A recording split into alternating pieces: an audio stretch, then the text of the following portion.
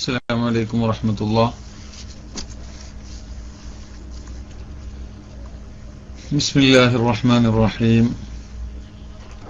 الحمد لله رب العالمين، وأشهد أن لا إله إلا الله ولي الصالحين، وأشهد أن سيدنا محمدا عبد الله ورسوله الأمين. اللهم صل وسلم وبارك على سيدنا محمد وعلى آله وأصحابه ومن اتبع سنته إلى يوم الدين. ബഹുമാനമുള്ള പണ്ഡിതന്മാരെ, സ്നേഹമുള്ള സഹോദര സഹോദരിമാരെ, സുഹൃത്തുക്കളെ, നമ്മുടെ പതിവനുസരിച്ച് തിങ്കൾ ചൊവ്വ ദിവസങ്ങളിൽ 8:30 മണിക്ക് UAE 8:30 മണിക്ക് ആരംഭിക്കുന്ന ഖുർആൻ ക്ലാസ്, വിശുദ്ധ ഖുർആൻ വ്യാഖ്യാന ക്ലാസ്, അതാണ് ഇനി നടക്കേണ്ടത്. അല്ലാഹു സുബ്ഹാനഹു വ തആല അവന്റെ വിശുദ്ധ ഗ്രന്ഥത്തെ അടുത്തറിയാൻ ഉതകുന്ന വിധത്തിൽ ആ പഠനം നടത്തുവാൻ അല്ലാഹു തൗഫീഖ് ചെയ്യുമാറാവട്ടെ. അതിലൂടെ നമ്മുടെ ആത്മീയമായ ചൈതന്യം വളർത്തിയെടുക്കുവാനും അല്ലാഹുവിനെ കൂടുതൽ അടുത്തറിയുവാനും അല്ലാഹു സുബ്ഹാനഹു വ തആല നമുക്ക് തൗഫീഖ് ചെയ്യുമാറാവട്ടെ. സഹോദരന്മാരെ, സൂറത്തുൽ ബഖറയുടെ 17ാമത്തെ ആയത്താണ് ഇനി നമുക്ക് ക്ലാസ് എടുക്കാനുള്ളത്, വിശദീകരിക്കാനുള്ളത്. അല്ലാഹു തആല ഇതുവരെ കുറെ ആയത്തുകളിലായി മുനാഫിഖീങ്ങളെ സംബന്ധിച്ച് അവരുടെ സ്വഭാവം, അവരുടെ വഞ്ചനാപരമായ ശൈലികൾ, ഇതൊക്കെയായിരുന്നു അല്ലാഹു തആല വിശദീകരിച്ചിരുന്നത്. ആദ്യം മുഅ്മിനീനെ സംബന്ധിച്ച്, യഥാർത്ഥ വിശ്വാസിയെ സംബന്ധിച്ച് പറഞ്ഞു. പിന്നെ യഥാർത്ഥ പൂർണ്ണ അർത്ഥത്തിലുള്ള ഉള്ളും പുറവും കാഫിറായ വിഭാഗത്തെ സംബന്ധിച്ച് പറഞ്ഞു. പിന്നെ കപടന്മാരെ സംബന്ധിച്ച്, അവസരത്തിനനുസരിച്ച് മുഖം കാണിക്കുന്ന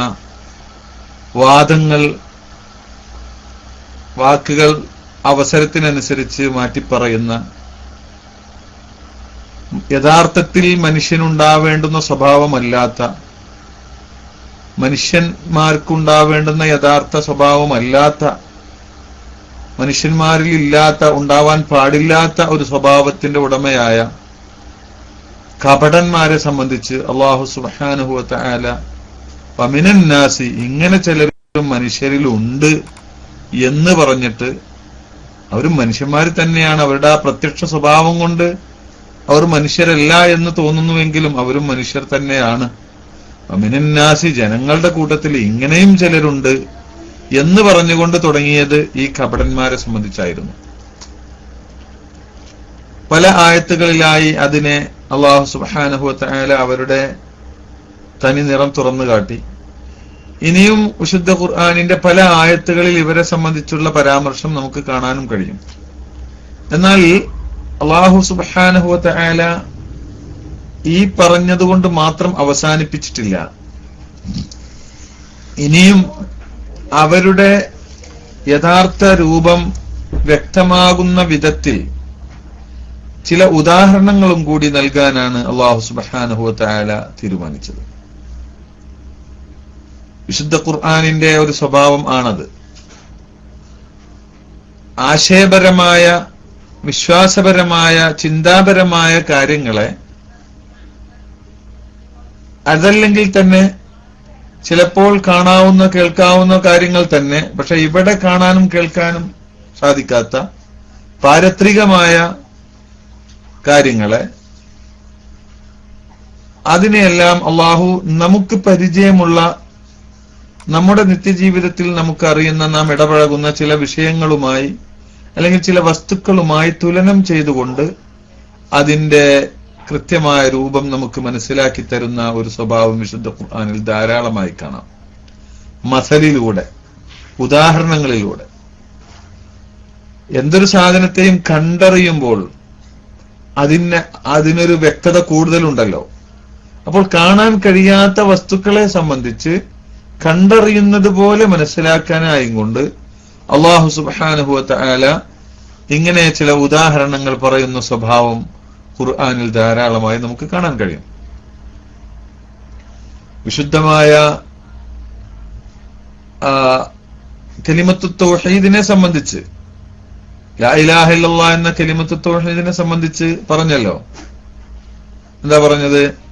അലം തറ കൈഫ ളറബല്ലാഹു മസലൻ കലിമതൻ ത്വയ്യിബതൻ കശജറത്തിൻ ത്വയ്യിബ അസ്ലുഹാ സാബിതുൻ വഫർഉഹാ ഫിസ്സമാ തുഅതി ഉകുലഹാ കുല്ല ഹീനിൻ ബിഇദ്നി റബ്ബിഹാ വയദ്രിബുല്ലാഹുൽ അംസാല ലിന്നാസി ലഅല്ലഹും യതദക്കറൂൻ. പറഞ്ഞു ശുദ്ധ കലിമത്തു തൗഹീദിനെ സംബന്ധിച്ച് വളരെ അർത്ഥവത്തായ വിധത്തിലുള്ള, എത്ര ചിന്തിച്ചാലും അതിനെ സംബന്ധിച്ച് അതിൽ നിന്ന് ഇറങ്ങി വരുന്ന പൊരുളുകൾ അവസാനിക്കാത്ത വിധത്തിലുള്ള ഒരു ഉദാഹരണത്തിലൂടെയാണ് വിശുദ്ധമായ ആ വചനത്തെ അല്ലാഹു തആല അവിടെ ഉപമിച്ചത്. അലം തറ കൈഫ ളറബല്ലാഹു മസലൻ കലിമതൻ ത്വയ്യിബ കശജറത്തിൻ ത്വയ്യിബ. ഷജറത്തുൻ ത്വയ്യിബ പോലെയാണ്, ഒരു നല്ല വൃക്ഷം പോലെയാണ് അല്ലാഹു സുബ്ഹാനഹു വ തആല വിശുദ്ധമായ ഈ വചനത്തെ ഉപമിച്ചത്. അതുപോലെ തന്നെ അല്ലാഹു സുബ്ഹാനഹു വ തആല നമുക്ക് ലഭിക്കുന്ന ഈ ആത്മീയമായ ചൈതന്യത്തെ സംബന്ധിച്ച്, ആത്മീയമായ വിജ്ഞാനത്തെ സംബന്ധിച്ച് അല്ലാഹു സുബ്ഹാനഹു വ തആല അത്ഭുതകരമായ വിധത്തിൽ മനുഷ്യന്മാർ ചിന്തിച്ചാൽ വലിയ വലിയ വിജ്ഞാനത്തിന്റെ അമൂല്യമായ മുത്തുകൾ തുറന്നു കിട്ടുന്ന, അല്ലെങ്കിൽ പ്രവിശാലമായ കവാടം തുറന്നു കിട്ടുന്ന വിധത്തിലുള്ള ഒരു ശൈലിയിൽ അല്ലാഹു സുബ്ഹാനഹു വ തആല ഇലാഹിയായ മഅരിഫത്ത്, വിജ്ഞാനം, അതിനെ സംബന്ധിച്ച് പറഞ്ഞത് നോക്കൂ. അൻസല മിനസ് സമാഇ മാഅൻ ഫസാലത് ഔദിയത്തുൻ ബിഖദരിഹാ ഫഹ്തമല السيل زبدا رابيا ومما يوقدون عليه في النار ابتغاء حلية أو متاع زبد مثله كذلك يضرب الله الحق والباطل فأما الزبد فيذهب جفاء وأما ما ينفع الناس فيمكث في الأرض كذلك يضرب الله الأمثال. സൂറത്തു റഅദിലെ 17ാമത്തെ ആയത്തിൽ അല്ലാഹു തആല വിശദീകരിച്ചു. ഇതൊന്നും എത്ര അതിൽ ഒതുങ്ങിയിട്ടുള്ള വിഷയങ്ങളെ, ആ ഒരു ആയത്തിൽ ഒതുങ്ങിയിട്ടുള്ള യാഥാർത്ഥ്യങ്ങളെ ഓരോന്നോരോന്നായി എടുത്ത് വിശദീകരിക്കുകയാണെങ്കിൽ ഒരുപാട് ആയത്തുകൾ വേണ്ടിവരും. അതാണ് ആ ഒരൊറ്റ ഉദാഹരണത്തിലൂടെ അള്ളാഹു അതെല്ലാം സന്നിവേശിപ്പിച്ചുകൊണ്ട്, അതെല്ലാം ഒരുമിച്ച് കൂട്ടിക്കൊണ്ട്, അതെല്ലാം ജംഅ ചെയ്തുകൊണ്ട് അള്ളാഹു തആല ഒരു ഉദാഹരണം പറഞ്ഞത്. അള്ളാഹു സുബ്ഹാനഹു വ തആല ആകാശത്ത് നിന്ന്, അല്ലെങ്കിൽ മേൽഭാഗത്ത് നിന്ന് വെള്ളത്തെ ഇറക്കി. ഫസാലത്ത് ഔദിയത്തുൻ ബിഖദരിഹാ.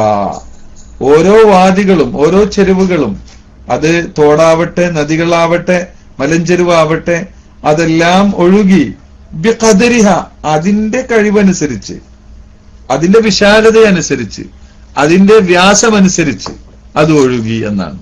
നോക്കി എന്തൊരു പ്രയോഗമാണത്. അത് അവിടെ എത്ര കൃത്യമായി പറയേണ്ടത് എന്താ?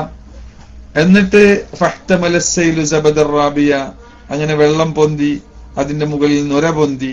ഇതൊക്കെ അള്ളാഹു ഇങ്ങനെ ഓരോന്നോരോന്ന് എടുത്തു പറയാണ്. എന്നിട്ട് അവസാനം അള്ളാഹു പിന്നെ പറഞ്ഞത് കദാലിക യദ്രിബുല്ലാഹുൽ ഹഖ്ഖ വൽ ബാത്തിൽ. ഇങ്ങനെയാണ് അള്ളാഹു സുബ്ഹാനഹു വ തആല ഹഖിനെയും ബാത്തിലിനെയും ഉദാഹരണത്തിലൂടെ മനസ്സിലാക്കി തരുന്നത് എന്ന് പറഞ്ഞിട്ട് വീണ്ടും പറഞ്ഞു കദാലിക യദ്രിബുല്ലാഹുൽ അംസാൽ. ഇങ്ങനെ അള്ളാഹു കണ്ടോ, അതൊരു മസലായിട്ടാണ് അത് പറയുന്നത്. മഴ ഇറങ്ങി എന്നുള്ള വിഷയമല്ല അവിടുത്തെ പ്രധാന വിഷയം, അതിൽ നിന്ന് മനസ്സിലാക്കാൻ മറ്റു പലതും ഉണ്ട് എന്നാണ്. കണ്ടോ, അത് ഇലാഹിയായ വിജ്ഞാനം, ഈ ഇൽമ്, ഈ നൂറ്, ഈ ഈമാൻ, ഈ മഅരിഫത്ത്, ഇതൊക്കെ അള്ളാഹുവിൽ നിന്ന് ഇറങ്ങുന്ന പ്രത്യേകമായ ഒരു തരം മഴയാണത്, ആത്മീയമായ മഴയാണത്. ആ മഴയാകുന്ന വർഷം അത് ഇറങ്ങേണ്ട സ്ഥലത്ത് ഇറങ്ങും. അത് ഇറങ്ങേണ്ട സ്ഥലത്ത് ഇറങ്ങിയിട്ട് അവിടെ നിന്ന് ഒഴുകിപ്പോവുക. എവിടെ നിന്ന് ഒഴുകിപ്പോവുക? ആ ഇറങ്ങേണ്ടുന്ന സ്ഥലത്ത് നിന്ന് അങ്ങോട്ട് ബന്ധപ്പെട്ട് കിടക്കുന്ന മലഞ്ചെരുവുകളിലേക്കൊക്കെ അത് പോകും. അത് ഓരോന്നിന് അത് താങ്ങാൻ കഴിവുള്ളതിനനുസരിച്ച് അത് കിട്ടുകയും ചെയ്യും. ബഹുമാനപ്പെട്ട റസൂലുള്ളാഹി സ്വല്ലല്ലാഹു അലൈഹി വസല്ലമ തങ്ങൾ നസല ബിഹി റൂഹുൽ അമീൻ അലാ ഖൽബിക, റസൂലുള്ളാഹിയുടെ ഹൃദയത്തിന്റെ മേലാണ് ആ മഴ വർഷിക്കുന്നത്. പിന്നെ അവിടെ നിന്നിട്ട് ഒഴുകുകയാണ്. ഒഴുകുന്നത് എവിടേക്കാണ്? സിദ്ദീഖിന്റെ മനസ്സിലേക്ക്. ബിഖദരിഹ, ആ ഹൃദയത്തിനോട് യോജിച്ച വിധത്തിൽ അങ്ങോട്ട് പോയി. ഉമറുൽ ഫാറൂഖിന്റെ മനസ്സിലേക്ക് യോജിച്ച വിധത്തിൽ അങ്ങോട്ട് പോയി. അങ്ങനെയാണ് യഥാർത്ഥത്തിൽ ഹിദായത്ത്, അങ്ങനെയാണ് യഥാർത്ഥത്തിൽ ഈ മഅരിഫത്ത്, അങ്ങനെയാണ് യഥാർത്ഥത്തിൽ ഈ ഹിദായത്ത് എന്ന് അല്ലാഹു തആല മനസ്സിലാക്കി തരികയാണ്. അതിലൊക്കെ ഒരുപാട് പാഠങ്ങളുണ്ട്, ഒരുപാട് വിഷയങ്ങൾ അതിലുണ്ട്. ഇങ്ങനെ പരസ്പരം ആ ഒരു ആയത്ത് വെച്ചുകൊണ്ട് ദീനിലും വിശുദ്ധ ഖുർആനിൽ നടക്കുന്ന മറ്റു പല കാര്യങ്ങളെ പറഞ്ഞിട്ടുള്ള മറ്റു പല കാര്യങ്ങളെയും സഹാബത്തിന്റെ ചരിത്രത്തിൽ ഉണ്ടായിട്ടുള്ള പല വിഷയങ്ങളെയും ബന്ധപ്പെടുത്തി മനസ്സിലാക്കാൻ ശ്രമിച്ചാൽ അത്ഭുതങ്ങൾ നമുക്ക് മനസ്സിലാക്കാൻ കഴിയും. അതുകൊണ്ട് മഹാന്മാരുമായുള്ള കണക്ഷൻ ഉണ്ടാക്കുക എന്നതാണ് യഥാർത്ഥത്തിൽ. ആ വാദി അങ്ങോട്ട് ചേർക്കുക. കണ്ടോ, ആ വാദി അങ്ങോട്ട്, ആ ഇറങ്ങുന്ന മഴ എവിടെ ഇറങ്ങുന്നത്, ആ ഇറങ്ങുന്ന ആ വാദിയുമായി പിന്നെ എന്താ പറയാ, അത് ഒരു ട്രാൻസ്ഫോമറായി നമ്മൾ സങ്കല്പിച്ചാൽ, ഇഷ്കാത്താണല്ലോ, അവിടുമായി സങ്കല്പിച്ചാൽ അങ്ങോട്ട് കണക്ഷൻ കൊടുക്കുകയല്ലാതെ മറ്റ് എന്ത് കാട്ടിക്കൂട്ടൽ കൊണ്ടൊന്നും അതിന്റെ യഥാർത്ഥ അർത്ഥത്തിൽ ലഭിക്കാൻ സാധ്യതയില്ല എന്ന് അല്ലാഹു തആല സൂചിപ്പിക്കുന്ന ആയത്താണത്. ഇതിലൊക്കെ ഒരുപാട് പാഠങ്ങളുണ്ട്. ഇങ്ങനെ ധാരാളമായി അല്ലാഹു സുബ്ഹാനഹു വ തആല മിസാലുകൾ ഇതുപോലെ പലതിനും നമുക്ക് കാണാൻ കഴിയും. ഇൻഷാ അല്ലാഹ് ഓരോന്നും അതിന്റെ അവസരത്തിൽ നമുക്ക് വിശദീകരിക്കാം. അല്ലാഹു തൗഫീഖ് ചെയ്യുമാറാവട്ടെ. ഇടക്കിടക്ക് ഒരു ഓർമ്മപ്പെടുത്തലുകൾ, ആ കാര്യങ്ങൾ ചിന്തിക്കാൻ വേണ്ടി, ചിന്തിക്കുന്ന ആളുകൾ ധാരാളം ക്ലാസ് റൂമിലുണ്ടല്ലോ, അവർ ചിന്തിക്കാൻ വേണ്ടി ഒരു സൂചനകൾ ഇങ്ങനെ നൽകുക എന്ന് മാത്രമേ ഉള്ളൂ. നാം മനസ്സിലാക്കേണ്ടതുണ്ട്. ഇവിടെ ഇങ്ങനെ അല്ലാഹു സുബ്ഹാനഹു വ തആല ഓരോന്നിനും ഇങ്ങനെ ആവശ്യമായ മിസാലുകൾ നൽകി, അല്ലെങ്കിൽ മസലുകൾ നൽകിക്കൊണ്ട് അതിനെ അല്ലാഹു നമുക്ക് മനസ്സിലാക്കി തരുന്ന സ്വഭാവം വിശുദ്ധ ഖുർആനിന്റെ പൊതുവായ സ്വഭാവമാണ്. ഇവിടെയും അല്ലാഹു സുബ്ഹാനഹു വ തആല അത് തന്നെയാണ് നിർവഹിക്കുന്നത്. മുനാഫിഖീങ്ങളെ സംബന്ധിച്ച് പറഞ്ഞിട്ട് അല്ലാഹു തആല അവരുടെ മിസാൽ വിവരിക്കുന്നു.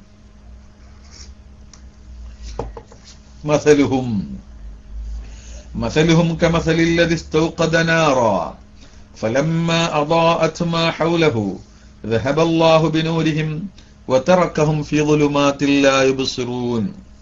അതാണ് സൂറത്തുൽ ബഖറയുടെ 17ാമത്തെ ആയത്ത്. അവരുടെ ഉപമ അല്ലെങ്കിൽ അവരുടെ മാതൃക ഒരു തീ കത്തിച്ചവന്റെ അല്ലെങ്കിൽ തീ കത്തിക്കാൻ ആവശ്യപ്പെട്ടവനെ പോലെയാണ്. ഫലമ്മ അളഅത് കമസലില്ലദി, ഒരുത്തനെ പോലെയാണ്. ഇസ്തൗഖദ, അവൻ കത്തിക്കാൻ ആവശ്യപ്പെട്ടു അല്ലെങ്കിൽ കത്തിക്കാൻ ശ്രമിച്ചു. നാറൻ, തീ കത്തിക്കാൻ ശ്രമിച്ചു. ഫലമ്മ അളഅത് മാ ഹൗലഹു, ആ തീ അവന്റെ ചുറ്റുഭാഗത്തുള്ളത്, അവന്റെ ചുറ്റുമുള്ളതിനെ ആ തീ പ്രകാശിപ്പിച്ചപ്പോൾ റഹബല്ലാഹു ബിനൂരിഹിം, അല്ലാഹു അവരുടെ പ്രകാശത്തെ കൊണ്ടുപോയി, അവരുടെ നൂറിനെ കൊണ്ടുപോയി. വതറക്കഹും, അവരെ ഉപേക്ഷിച്ചു, അവരെ ആക്കി വിട്ടു, ഉപേക്ഷിച്ചിട്ടു പോയി. ഫീ ളുലുമാത്തിൻ ലാ യുബ്സിറൂൻ, അന്ധകാരത്തിൽ കണ്ണു കാണാത്ത വിധം അവരെ അല്ലാഹു സുബ്ഹാനഹു വ തആല കാണാത്ത വിധം അവരെ ഉപേക്ഷിച്ചു, ഒഴിവാക്കിയിട്ടു. ഇതാണ് അവരുടെ മിസാല്, അവരുടെ ഉദാഹരണം, അവരുടെ ഉപമ അല്ലെങ്കിൽ അവരുടെ മാതൃക എന്നാണ് ഇവിടെ പറഞ്ഞത്. എന്നിട്ട് അല്ലാഹു പിന്നെയും പറയുന്നു, സുമ്മുൻ ബുക്മുൻ ഉമ്യുൻ ഫഹും ലാ യർജിഊൻ. സുമ്മുൻ, അവർ സുമ്മാണ്. സുമ്മാണെന്ന് പറഞ്ഞാൽ ബധിരരാണ് അവർ. ബുക്മുൻ, അവർ മൂകരുമാണ്, കേൾക്കാൻ കഴിയില്ല, സംസാരിക്കാൻ കഴിയില്ല. ഉമ്യുൻ, അവർ അന്ധരുമാണ്.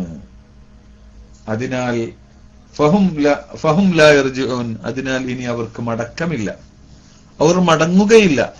ഇനി അവരുടെ പഴയ അവസ്ഥയിലേക്കുള്ള മടക്കം പോലും അവർക്കുണ്ടാവുകയില്ല. പിന്നെ അല്ലേ ഇതായത്, കാരണം ഖത്മു വന്നു കഴിഞ്ഞു, ശാപം വന്നു കഴിഞ്ഞു, അവർക്കിനി മടക്കമില്ല. ഇതൊരു ഉദാഹരണം. അല്ലെങ്കിൽ ഔകസ്വയ്യിബിൻ മിനസ്സമാഇ, അല്ലെങ്കിൽ ആകാശത്ത് നിന്ന് വരുന്ന ഒരു വലിയ പേമാരി പോലെയാണ് അവരുടെ അവസ്ഥ. ഒരു വലിയ മഴ, സ്വയ്യിബ് എന്ന് പറഞ്ഞ ശക്തമായ മഴ. അതിൽ ഫീഹി ദുലുമാത്തുൻ വറഅദുൻ വബർഖുൻ, അതിൽ എന്തുണ്ട്? ദുലുമാത്തുൻ, പല ഇരുട്ടുകൾ ഉണ്ട്. നല്ല കഠിനമായ മഴ വന്നുണ്ടാവില്ല, ഒന്നായിട്ട് ഇരുട്ട്. അതിൽ ശക്തമായ ഇരുട്ടുകൾ ഉണ്ട്. ഒരു ഇരുട്ടല്ല, പല ഇരുട്ടുകൾ ഉണ്ട്. വറഅദുൻ വബർഖുൻ, അതിൽ റഅദും ബർഖുമുണ്ട്, ഇടിയും മിന്നുമുണ്ട്. യജ്അലൂന അസ്വാബിഅഹും ഫീ ആദാനിഹിം, അവരുടെ വിരലുകളെ അവർ ആക്കുന്നു.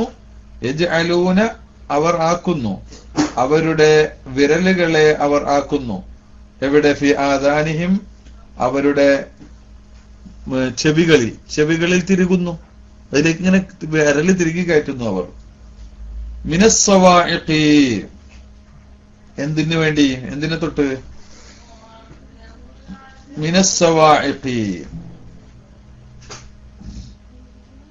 സവാഇഖിനാൽ, ഇടിത്തീയിനാൽ. ഇടിത്തീയുണ്ട് ഈ കൂട്ടത്തിലെ, നല്ല അല്ലെങ്കിൽ ഇടിത്തീയെ തൊട്ട് ഭയപ്പെട്ടുകൊണ്ട് അവർ, സവാഇഖ് എന്ന് പറഞ്ഞാല് ഇടിത്തീയാണ്. സാഇഖത്തിന്റെ ജമ്മാണ് സവാഇഖ്. ഇടിത്തീയിനെ തൊട്ട് ഭയപ്പെട്ടിട്ട്, അല്ലെങ്കിൽ ഇടിത്തീ കാരണത്താൽ, ഇതിൽ ഇടിത്തീയും വരുന്നുണ്ട്, അത് കാരണത്താൽ അവർ ഭയപ്പെട്ടിട്ട് അവരുടെ വിരലുകളെ തന്നെ അവരുടെ ചെവിയിൽ നിറക്കുന്നു, തിരുകുന്നു. ഹദറൽ മൗത്തി, മരണത്തെ ഭയപ്പെട്ടതിന്റെ പേരിൽ. വല്ലാഹു മുഹീത്തും ബിൽ കാഫിരീൻ, അല്ലാഹു ആ കാഫിരീങ്ങളെ വലയം ചെയ്തവനാണ്, മുഹീത്താണ്. അവർക്ക് ഒരു നിലക്കും രക്ഷപ്പെടാൻ സാധ്യമല്ല, ആകെ വലയം ചെയ്തു നിൽക്കുകയാണ് അള്ളാഹുവിന്റെ ഖുദ്റത്ത്. അവരെങ്ങനെ ഭയപ്പെട്ട് അവരുടെ കൈ തിരികുകയോ കാല് തിരികുകയോ എന്ത് ചെയ്തിട്ടും കാര്യമില്ല. അള്ളാഹുവിന്റെ പൂർണ്ണമായ അധീനത്തിലാണ് അവർ. അള്ളാഹു ഏതു സമയത്ത് എന്തുദ്ദേശിക്കുന്നോ അതിൽ നിന്ന് കുതറി മാറാൻ അവർക്ക് സാധ്യമല്ല എന്ന്. യകാദുൽ ബർഖു യഖ്തഫു അബ്സാറഹും കുല്ലമാ അളാഅ ലഹും മശൗ ഫീഹി വഇദാ അളമ അലൈഹിം ഖാമു വലൗ ശാഅ അല്ലാഹു ലദഹബ ബിസംഇഹിം വഅബ്സാരിഹിം ഇന്നല്ലാഹ അലാ കുല്ലി ഷൈഇൻ ഖദീർ. അവരുടെ യകാദുൽ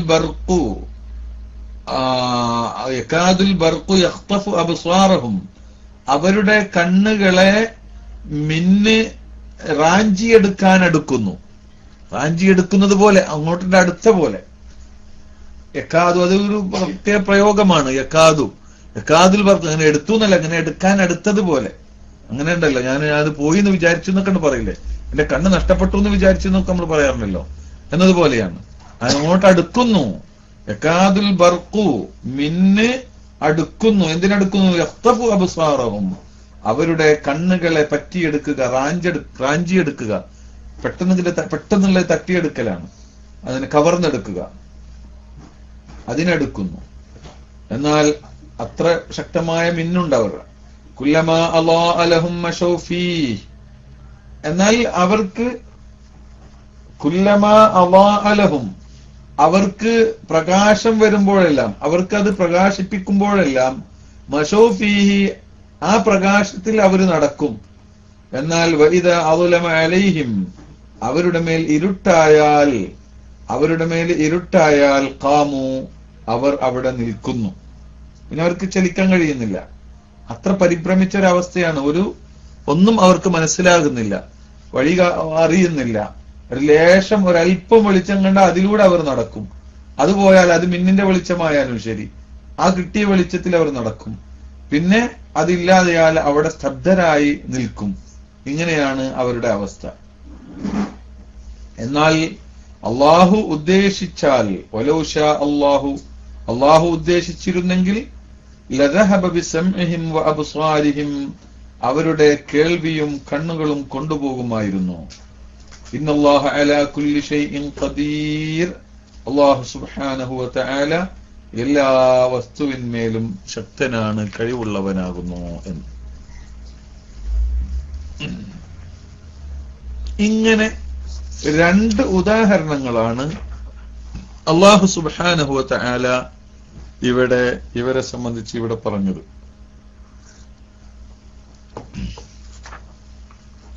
ഈ ഉദാഹരണങ്ങളെ നമുക്ക് ഒന്ന് വിശദീകരിക്കാം. എന്താണ് ഈ വിശദീകരണം, ഈ ഉദാഹരണങ്ങളിൽ അടങ്ങിയിരിക്കുന്നത്?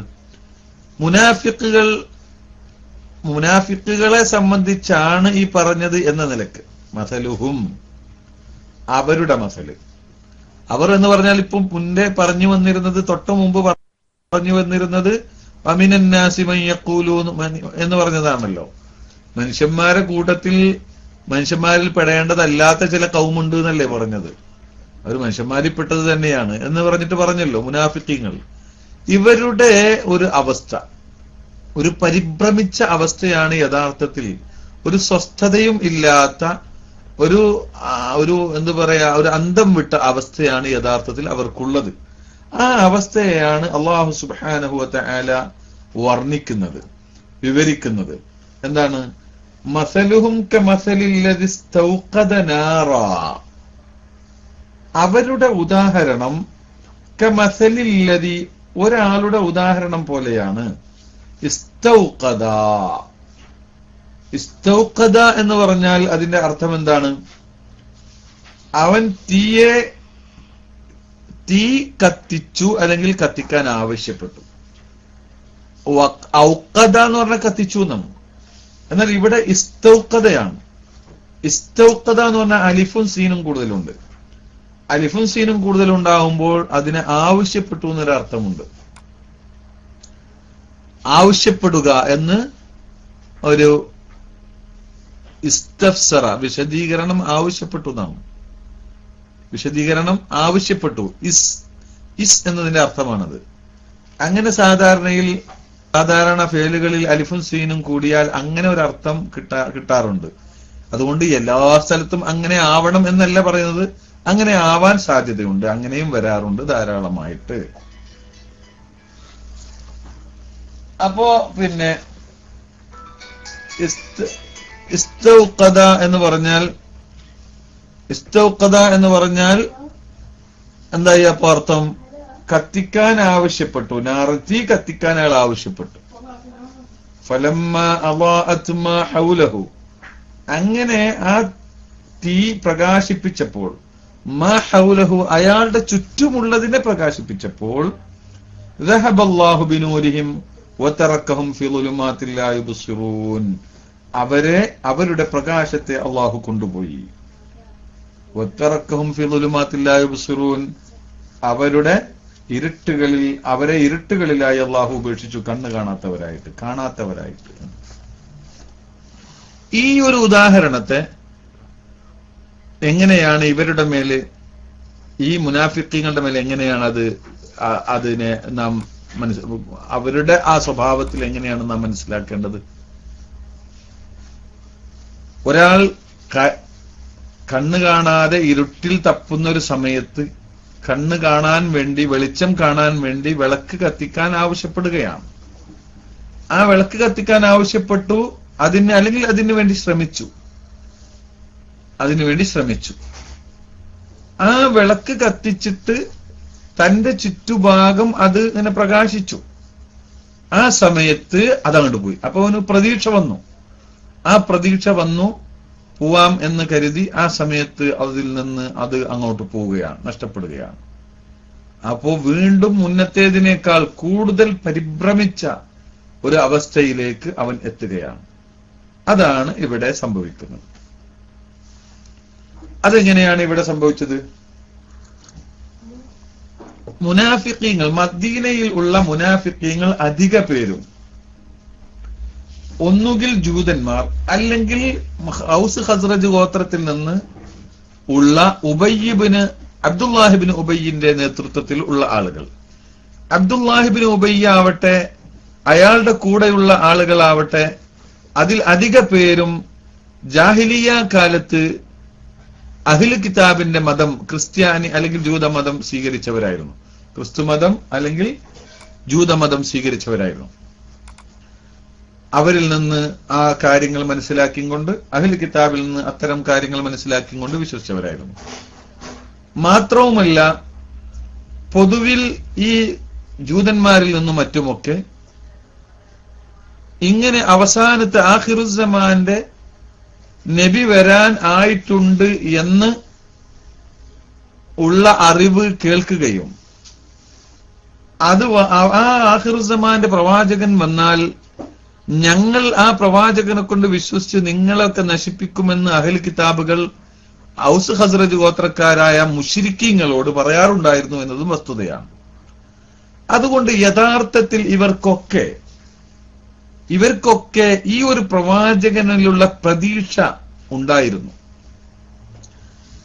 ആ ഒരു രംഗം, ആ വരുന്ന രംഗം കാത്തിരിക്കുന്ന ഒരു അവസ്ഥ ഇവർക്കുണ്ടായിരുന്നു. മദീന നിവാസികൾക്ക് പൊതുവിൽ ഉണ്ടായിരുന്നു.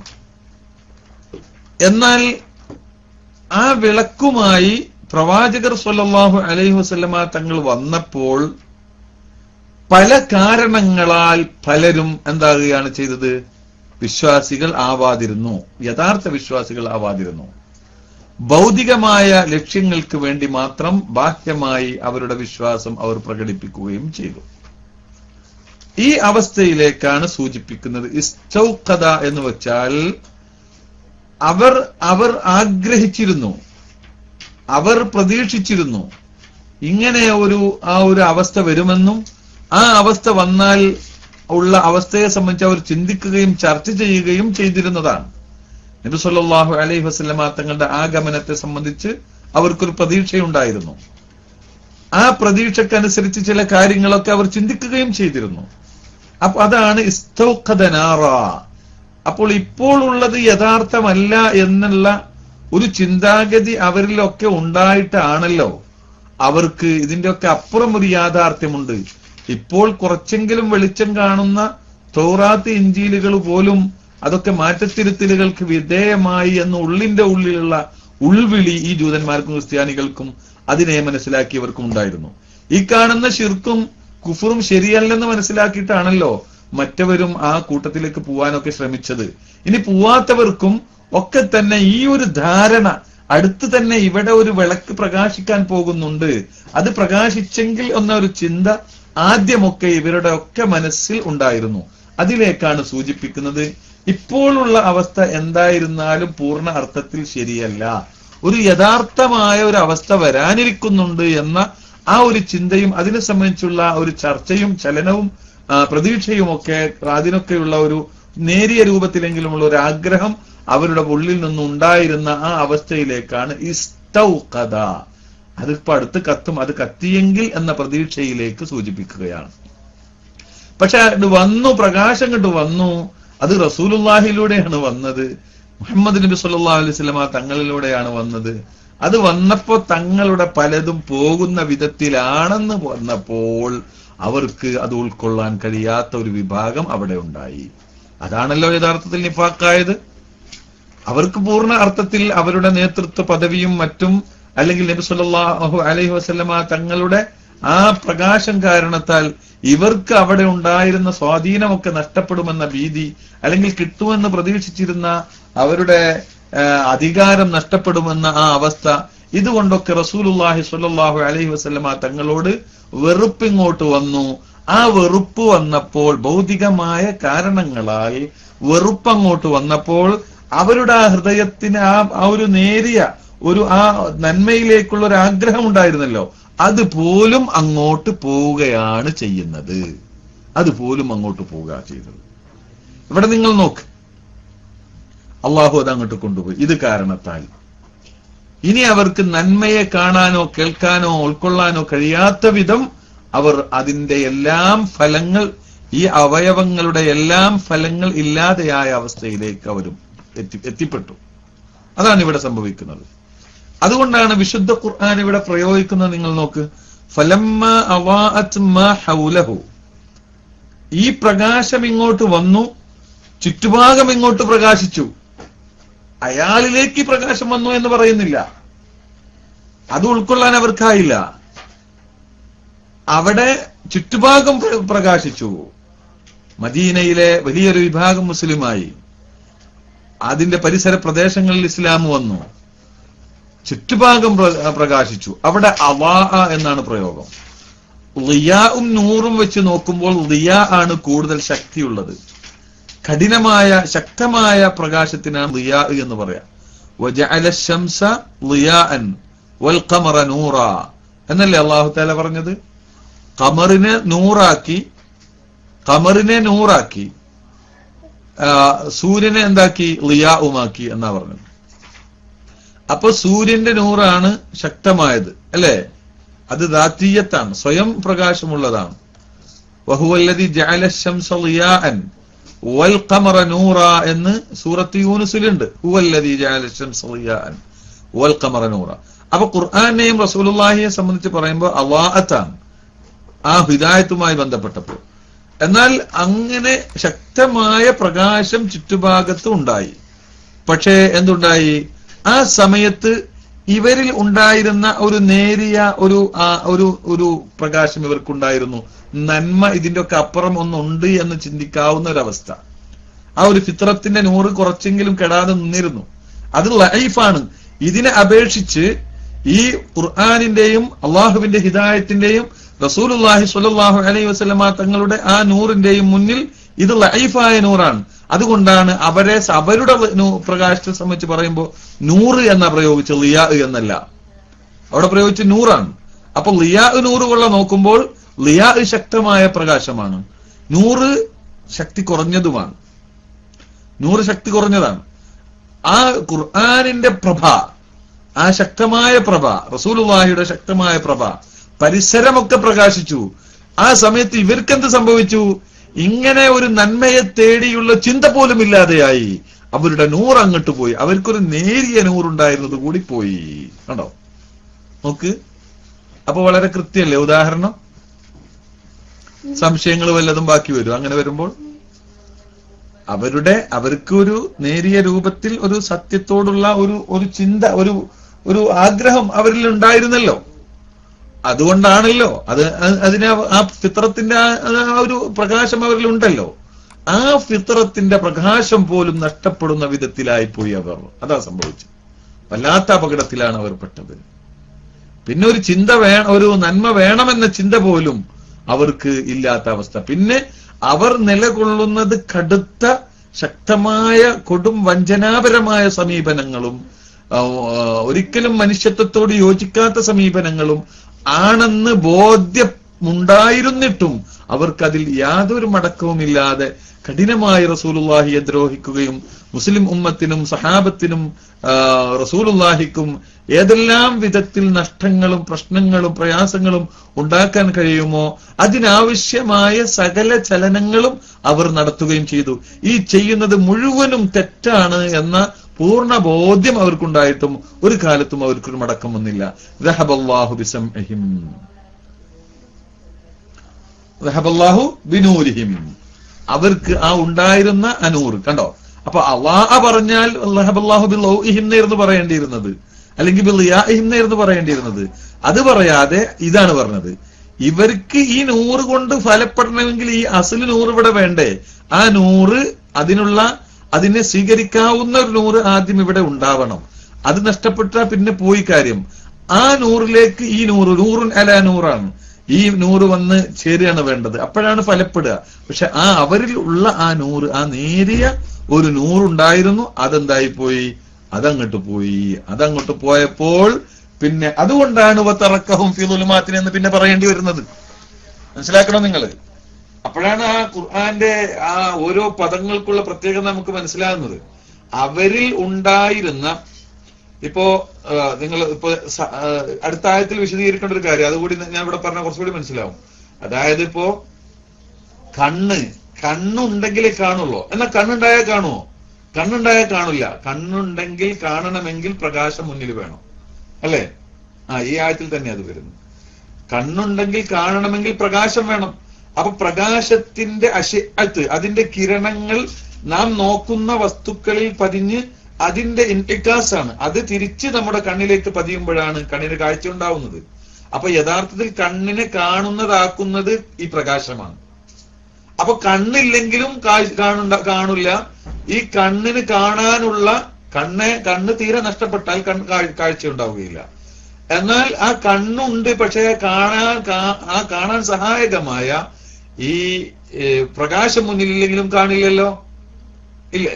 ഇതുപോലെ ഇത് ഖുർആന്റെ ഒരു മുഅ്ജിസത്തും കൂടിയാണ് കേട്ടോ. അത് പ്രത്യേകം മനസ്സിലാക്കണം. ഒരു സാന്ദർഭികമായി നമുക്ക് അത് പറയാവുന്ന ഒരു വിഷയമാണ്. സൂറത്ത് ഇസ്രായേൽ, സൂറത്തുൽ ഇസ്രായേൽ അല്ലാഹു തആല പറഞ്ഞിട്ടുണ്ടല്ലോ, എന്താണ്?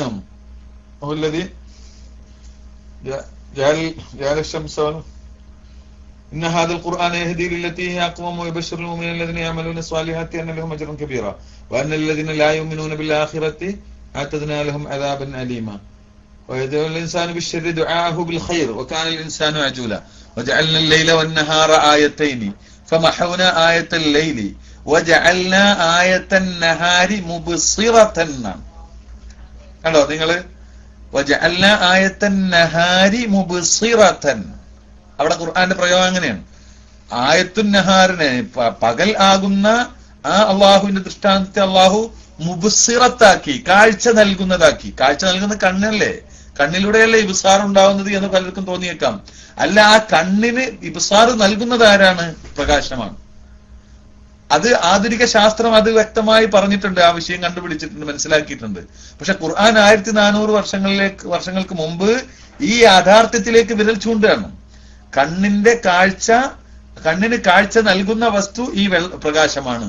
പ്രകാശത്തിന്റെ അശിഅത്തിലൂടെ നാം കാണപ്പെടുന്ന വസ്തുവിന്റെ ആ പ്രകാശത്തിൽ നിന്ന് നമ്മുടെ കണ്ണിലേക്ക് തിരിച്ചു പതിക്കുന്ന അശിഅത്ത് കിരണങ്ങളാണ് മനുഷ്യനെ കാണുന്നതാക്കുന്നത്.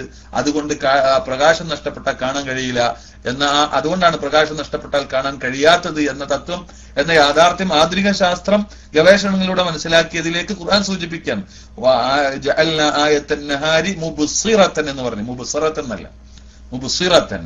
പകലിൽ പകലിനെ കാണുന്ന വിധത്തിലാക്കി എന്നല്ലല്ലോ പറഞ്ഞത്, ആ പകലിനെ കാഴ്ച നൽകുന്നതാക്കി എന്നാണല്ലോ പറഞ്ഞത്. അപ്പോ അതിൽ ആ സൂചനയുണ്ട്. അത് തന്നെ ഇവിടെയും പറയുന്നു, റഹബല്ലാഹു ബിനൂരിഹിം, അവരുടെ നൂറിനെ അല്ലാഹു തആല കൊണ്ടുപോയി. നൂറ് പോയാൽ പിന്നെ കാണില്ല എന്ന്, നൂറ് പോയാൽ പിന്നെ കാണുകയില്ല. അപ്പോ ഇവിടെ നമ്മൾ നേരത്തെ പറഞ്ഞതുപോലെ ഒരു വസ്തു കാണുകയും അതിന്റെ ഫലം നമുക്ക് ലഭിക്കണമെങ്കിൽ അതുകൊണ്ട് അതിന്റെ ഇന്തിഫാഇന് ആവശ്യമായ, അത് ഉപയോഗിക്കാൻ ആവശ്യമായ നമ്മിലുള്ള മലക്ക നമ്മിൽ വേണം. എന്നിട്ട് ആ പുറത്തുനിന്ന് നമുക്ക് കിട്ടേണ്ടത് അതിലേക്ക് കിട്ടുകയും വേണം. അപ്പോഴാണ് ഫലപ്പെടുക. ഇവിടെ നിങ്ങൾ നോക്കൂ, ഈ ഖുർആനിന്റെ ളിയാ അവിടെ ശക്തമായി അങ്ങോട്ട് പ്രകാശിച്ചു. ഖുർആനിന്റെ പ്രഭ ളിയാ കൊണ്ട് സൂര്യപ്രകാശത്തെക്കാൾ ശക്തമായ വിധത്തിൽ അളാഅത്ത് എന്നാണ്. ആ ശംസിനെ പറ്റി പറഞ്ഞ അതേ പ്രയോഗം ളിയാ ആക്കി എന്ന് പറഞ്ഞ ആ രൂപത്തിൽ ശക്തമായ പ്രകാശം അവിടെ ഉണ്ടായി. പക്ഷേ ദഹബല്ലാഹു ബിനൂരിഹിം, ഇവർക്കത് ഉപയോഗിക്കാൻ കഴിഞ്ഞില്ല. കാരണം ആ സമയത്ത് ഇവരിൽ ഇത് ഉപയോഗിക്കാൻ ആവശ്യമായ ഒരു നൂറ് വേണം. ആ നൂറ് എന്തായിപ്പോയി? അവരുടെ ഹൃദയത്തിനുള്ള ആ നൂറ് അങ്ങോട്ട് കെട്ടുപോയി. അന്ധമായ വിരോധത്താൽ, നബി സല്ലല്ലാഹു അലൈഹി വസല്ലമ തങ്ങളോടുള്ള അന്ധമായ വിരോധത്താലും വെറുപ്പിന്റെ കാരണത്താലും ആ വാതി അടഞ്ഞു. അതാണ്, വഴി അടഞ്ഞു. കണ്ടോ, ഞാൻ നേരത്തെ മിസാല് ഒന്ന് സൂചിപ്പിച്ചത് അതിനു വേണ്ടിയും കൂടിയാ.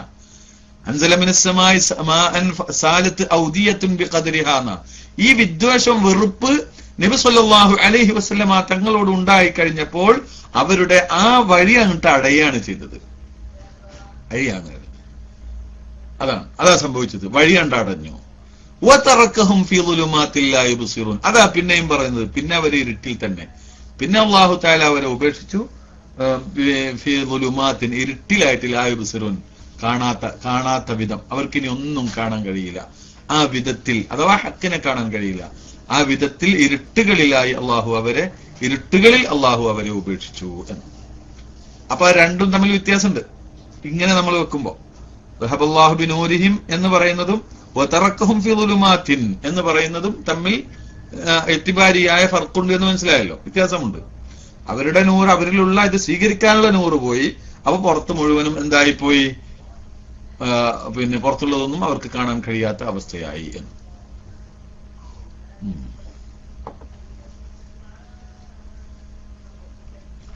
അങ്ങനെ ഒരു വ്യാഖ്യാനം. പിന്നെ സാധാരണ ഇതിലേക്ക് ബഹുമാനപ്പെട്ട ഈ പറഞ്ഞ രൂപത്തിലുള്ള വ്യാഖ്യാനമാണ് ബഹുമാനപ്പെട്ട ബുർഹാനുദ്ദീൻ അബുൽ ഹസൻ ഇബ്രാഹിം ഇബ്നു ഉമർ അൽ ബഖാഇ എന്നവര് അവിടെ നളമുദ്ദുറർ എന്ന് പറഞ്ഞ തഫ്സീറിൽ പറഞ്ഞിട്ടുള്ളത്. അതിലേക്ക് ഇസ്തൗഖദ എന്ന് പറഞ്ഞാൽ തലബ എന്നാണ്, അങ്ങനെ അർത്ഥമൊത്തും. മറ്റു തഫ്സീറുകളിലൊന്നും കൂടുതൽ ഞാൻ അങ്ങനെ കണ്ടിട്ടില്ല. പക്ഷെ കൂടുതൽ നല്ല യോജിപ്പായി തോന്നുന്നത് ഈ തഫ്സീറായിട്ടാണ് മനസ്സിലാക്കാൻ കഴിയും. ഇഖാദിനെ ആവശ്യപ്പെട്ടു, തലബൽ ഇഖാദ എന്നാണ്. ആ അർത്ഥമാണ് മൂപ്പര് നൽകിയിട്ടുള്ളത്. അങ്ങനെ നൽകുമ്പോൾ നല്ല നല്ല യോജിപ്പുള്ളതായിട്ട് മനസ്സിലാക്കാൻ കഴിയുന്നുണ്ട്. മനസ്സിലായോ? ഐ ത്വലബ കമസലിൽ ലദി ഇസ്തൗഖദ നാറൻ ഐ ത്വലബ അൻ തുഖദ ലഹു വഹിയ ഹുദാഹു ലിയസീറ ഫി നൂരിഹാ എന്ന് ബഹുമാനപ്പെട്ടവർ തന്റെ തഫ്സീറിൽ പറഞ്ഞതാണ്. നളുമുദ്ദററിൽ പറഞ്ഞതാണ് പറഞ്ഞത്. ആ ഇബാറത്താണ് ഞാൻ വായിച്ചത്. മറ്റ് അധിക തഫ്സീറുകളിലും ഇസ്തൗഖദക്ക് ഔഖദിന്റെ അർത്ഥം തന്നെ നൽകിയിട്ടുണ്ട്. അതും യോജിപ്പുണ്ട്. അതായത് അവർ തന്നെ കത്തിച്ചു. അപ്പൊ അവർ കത്തിച്ചു എന്ന് പറയുമ്പോൾ അതെന്തിലേക്ക് സൂചിപ്പിക്കുകയാണ്? മുനാഫിക്കുകളെ സംബന്ധിച്ച് പറയുമ്പോൾ അവർ കത്തിച്ചു. അവർ ഒരു വിളക്ക് കത്തിച്ചു, അവര് ചുറ്റുഭാഗം പ്രകാശിച്ചപ്പോ അവരുടെ നൂറൊക്കെ പോയി എന്നാണ്. എന്ന് പറഞ്ഞാൽ അതിന്റെ അർത്ഥം എന്താ? അവർ കത്തിച്ചു എന്നത് പറഞ്ഞുകൊണ്ട് ഉദ്ദേശിച്ചത് അവർ പ്രത്യക്ഷത്തിൽ ഒന്ന് മുസ്ലിം ആയല്ലോ, പ്രത്യക്ഷത്തിൽ കലിമത്ത് തൗഹീദ് ഉച്ചരിച്ചല്ലോ. പക്ഷെ അതിങ്ങോട്ട് ഉള്ളിലേക്ക് കടക്കാൻ കഴിഞ്ഞില്ല, ചുറ്റുഭാഗെ പ്രകാശിച്ചുള്ളൂ. അപ്പോഴത്തേക്ക് അത് പോയി എന്നാണ്. അപ്പൊ അതിലേക്ക് സൂചിപ്പിച്ചുകൊണ്ട് അവർ തന്നെ സ്വയം ഒരു വിളക്ക് കത്തിച്ചിരുന്നു. അവർ വിളക്ക് കത്തിച്ചു കാണാൻ വേണ്ടിയിട്ട്. വിളക്ക് കത്തിച്ചു എന്നതുകൊണ്ട് ലക്ഷ്യത്തിലേക്ക് എത്തില്ലല്ലോ. വിളക്ക് കത്തിച്ച ആ പ്രകാശത്തിലൂടെ നടന്ന് നീങ്ങണ്ടേ? അപ്പൊ അതുകൊണ്ട് അവർ ഹിദായത്തായി എന്നൊന്നും അതിനർത്ഥമില്ല. അവര് പ്രത്യക്ഷത്തിൽ കലിമത്ത് തൗഹീദ് ഉച്ചരിച്ചു. അഷ്ഹദു ഇന്നക ലറസൂലുള്ളാഹ് വല്ലാഹു യഅലമു ഇന്നക ലറസൂലുഹു വല്ലാഹു യഷ്ഹദു ഇന്നൽ മുനാഫിഖീന ലകാദിബൂൻ. മുനാഫിഖീങ്ങൾ ബിൻ അവ്വലി യൗമിഹിം അവർ കാദിബീങ്ങളാണ്. അവരെ പറയുന്ന അന്ന് മുതലേ അവർ കാദിബീങ്ങളാണ്, അവർ കള്ളം പറഞ്ഞവരാ. അവരുടെ പ്രധാനികളൊക്കെ അങ്ങനെ തന്നെയാണ്. പിന്നെ അവർ പറഞ്ഞു അത് മറ്റു ചില ലക്ഷ്യങ്ങൾക്ക് വേണ്ടി ഒരു വിളക്ക് കത്തിക്കുന്നതിന് തുല്യമാണത്. പക്ഷെ വിളക്ക് കത്തിച്ചപ്പോ എന്തുണ്ടായി? ചുറ്റുഭാഗമൊക്കെ പ്രകാശിച്ചു. ഈ ചുറ്റുഭാഗത്ത് പ്രകാശിച്ചപ്പോൾ അവർക്ക് കാണാൻ കഴിഞ്ഞത് അവരുടെ മനസ്സിനെ വേദനിപ്പിക്കുന്ന കാര്യങ്ങളാണ്. റസൂലുള്ളാഹിയുടെ ഈ വളർച്ചയും സഹാബത്ത് അൻസാറുകളും മുഹാജിറുകളും ഒന്നായി റസൂലുള്ളാഹി സ്വല്ലല്ലാഹു അലൈഹി വസല്ലമ തങ്ങൾക്ക് അനുസരിക്കുന്നതും കീഴ്പ്പെടുന്നതും കണ്ടത്. അപ്പൊ അത് അവരുടെ രാജകീയമായ പദവികളെ, അവരുടെ പ്രതീക്ഷകളെ, അതുപോലെ തന്നെ അവരുടെ ശരീര ഇച്ഛകളെ തടയിടുന്ന വിധത്തിലായി. അതുകൊണ്ട് അവർക്കൊരിക്കലും അത് ഉൾക്കൊള്ളാൻ കഴിഞ്ഞില്ല. അതാണ് ചുറ്റുഭാഗം പ്രകാശിച്ചിട്ട് കണ്ടപ്പോ ദഹബല്ലാഹു ബിനൂരി. പിന്നെ അവർക്ക് ആ ഒരു നന്മയെ സ്വീകരിക്കണം എന്ന ചിന്ത പോലും നഷ്ടപ്പെട്ടു. അതാണ് സംഭവിച്ചത്. അതുകൊണ്ട് ദഹബല്ലാഹു ബിനൂരിഹിം വതറകഹും ഫീ ളുലുമാത്തിൽ ലാ യുബ്സിറൂൻ. മനസ്സിലായല്ലോ? ഇനി അതിന്റെ അനുബന്ധ വിഷയമാണ് പറയുന്നത്. സുമ്മുൻ ബുക്മുൻ ഉംയുൻ ഫഹും ലാ യർജിഊൻ. സുമ്മുൻ ബുക്മുൻ ഉംയുൻ ഫഹും ലാ യർജിഊൻ. അവർ ബധിരരും മൂഢരും അന്ധരുമാകുന്നു. ഫഹും ലാ യർജിഊൻ. അതുകൊണ്ട് അവർ ഇനി എന്താവില്ല, മടങ്ങില്ല.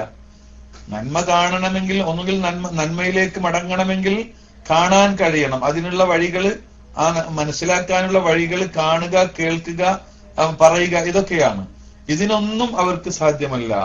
നന്മ ഉച്ചരിക്കാൻ അവർക്ക് സാധ്യമല്ല, നന്മ കേൾക്കാനും സാധ്യമല്ല, നന്മ കാണാനും സാധ്യമല്ല, നന്മ അവരുടെ നാവ് കൊണ്ട് ഉച്ചരിക്കാൻ പോലും സാധ്യമല്ല. അവർ പറയുന്നത് മുഴുവനും ഫിത്നയെ ആകൂ. അവർ കേൾക്കുന്നതും കാണുന്നതും മുഴുവനും അവരുടേതായ ആ ഒറ്റ കണ്ണുകൊണ്ട് ആ വലാലിനുള്ള കാഴ്ചയും കേൾവിയും മാത്രമേ അവർക്കുണ്ടാവുകയും ഉള്ളൂ. അതുകൊണ്ട് ഫഹും ലാ യർജിഊൻ, അവർ മടങ്ങുകയില്ല എന്ന് പറയാൻ കാരണം എന്താ? അതാണ് ഞാൻ നേരത്തെ പറഞ്ഞത്. ദഹബല്ലാഹു ബിനൂരിഹിം ആ അർത്ഥം കൊടുക്കാൻ കാരണം അവർക്ക് പ്രകൃതിപരമായി ഫിത്രത്തിന്റെ ഹുക്കുമ കൊണ്ടുള്ള ആ ഒരു നന്മയും തിന്മയും വേർതിരിക്കും. ഫഹദൈനാഹുൻ നജ്ദൈൻ എന്ന് പറഞ്ഞല്ലോ. ആ ഒരു അവസ്ഥയിലേക്ക് പോലും ഇനി മടങ്ങാൻ കഴിയില്ല. ഇനി അവര് ഏതൊരവസ്ഥയിലാണോ ആ അവസ്ഥയിൽ തന്നെ ആയും കൊണ്ട് അത് വർദ്ധിക്കുക എന്നല്ലാതെ ഒരിക്കലും ഇനി ഇവരുടെ ഈ വലാലിനെ അവർക്ക് മനസ്സിലായും കൊണ്ട് ഉള്ള ആ ഫിത്രത്തിന്റെ അവസ്ഥയിലേക്കുള്ള മടക്കം പോലും അവർക്കുണ്ടാവുകയില്ല എന്നാണ് പറഞ്ഞത്. ഖതമല്ലാഹു അലാ ഖുലൂബിഹിം വഅലാ സമഇഹിം വഅലാ അബ്സാരിഹിം ഗിശാവത്തുൻ എന്ന് പറഞ്ഞല്ലോ. അതുകൊണ്ട് തന്നെ ഇവിടെ ഖത്മു വന്നു കഴിഞ്ഞു. ഇങ്ങനെ ആയതുകൊണ്ട് ഇത് നമ്മൾ പ്രത്യേകം മനസ്സിലാക്കേണ്ടതാണ്. ശുദ്ധ ഖുർആനിൽ പല ഇടങ്ങളിൽ ആ കാര്യം വിവരിച്ചിട്ടുണ്ട്. ആ വഴി അടഞ്ഞാ പോയി കാര്യം. وإذا قيل لهم تعالوا إلى ما أنزل الله وإلى الرسول. മുനാഫിഖീങ്ങളെ സംബന്ധിച്ച് പറഞ്ഞിടത്തൊക്കെ പറഞ്ഞത് അതാ, അള്ളാഹു ഇറക്കിയതിലേക്കും വഇലർ റസൂലി, റസൂലിലേക്കും വരൂ എന്ന് പറഞ്ഞാൽ റഅയ്തൽ മുനാഫിഖീന യസുദ്ദൂന അൻക സുദൂദാനാണ്. അൻഹുമാ എന്നല്ല, അള്ളാഹു ഇറക്കിയത് അതെന്നാലും പറ്റും അവർക്ക്. അതുകൊണ്ടാണല്ലോ ഈ അബ്ദുള്ള ആദ്യം മറ്റതിലേക്ക് പോയ ആളാണല്ലോ. പക്ഷെ ഇവിടെ തങ്ങളോടാ വെറുപ്പ്. അള്ളാഹു ഇറക്കിയതിലേക്ക് വരൂ, വഇല റസൂലി, റസൂലിലേക്ക് വരൂ എന്ന് പറഞ്ഞാൽ റഅയ്തൽ മുനാഫിഖീന, മുനാഫിഖീങ്ങളെ കാണും, യസുദ്ദൂന അൻക സുദൂദാ, തങ്ങളെ തൊട്ട് പിന്തിരിഞ്ഞു പോകുന്നതായിട്ട് കാണും. അവിടെ അവർക്ക് പ്രശ്നം. ആ തങ്ങളിലേക്കുള്ള വഴി കണ്ട് അടയാണ്.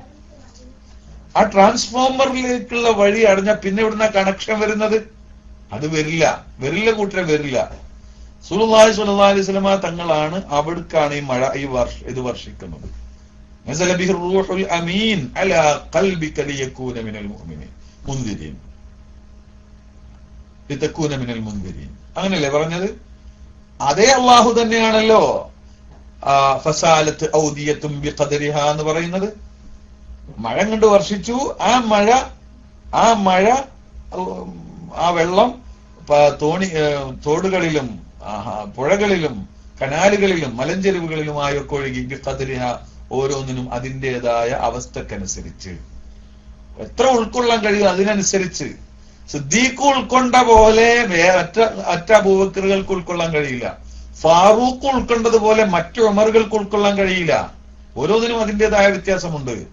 അതാണ് വ്യത്യാസം. അതുകൊണ്ട് ഒഴുകും. അവർക്ക് കിട്ടിയതുപോലെ മറ്റൊരാൾക്ക് കിട്ടണമെന്നില്ല. അതാണ് എല്ലാ വിഷയത്തിലും അങ്ങനെ തന്നെയാണ് വരുന്നത്. ആ കണക്ഷൻ അനുസരിച്ചാണ്. ഇനി ഊമിനു ബിഹി അന വ അബൂബക്കറിൻ വ ഉമർ എന്ന് പറഞ്ഞത് അതാണ്. ഊമിനു ബിഹി അന വ അബൂബക്കറിൻ വ ഉമർ. ബഹുമാനപ്പെട്ട നബി സല്ലല്ലാഹു അലൈഹി വസല്ലമ തങ്ങൾ ഒരു പശു സംസാരിച്ച സംഭവം ബഹുമാനപ്പെട്ട ഇമാം ബുഖാരി ഒക്കെ ഉദ്ധരിച്ചിട്ടുണ്ട്. റസൂലുള്ളാഹി വിശദീകരിച്ചത് ബഹുമാനപ്പെട്ട അബൂ ഹുറൈറ റളിയല്ലാഹു അൻഹു പറയാണ്, ഒരാളിങ്ങനെ പശുവിനായിട്ട് ഇങ്ങനെ പോവുക, കുറെ നടന്നു, അയാൾ ക്ഷീണിച്ചപ്പോ അയാള് കുറെ ക്ഷീണിച്ചപ്പോ ഏതായാലും ഞാനും പശു നടക്കുകയാണ്, എന്നാ പിന്നെ പശു മാത്രം നടന്നാൽ മതിയില്ല എന്ന് കരുതിയിട്ട് മൂപ്പര് പശുവിന്റെ പുറത്ത് കയറി.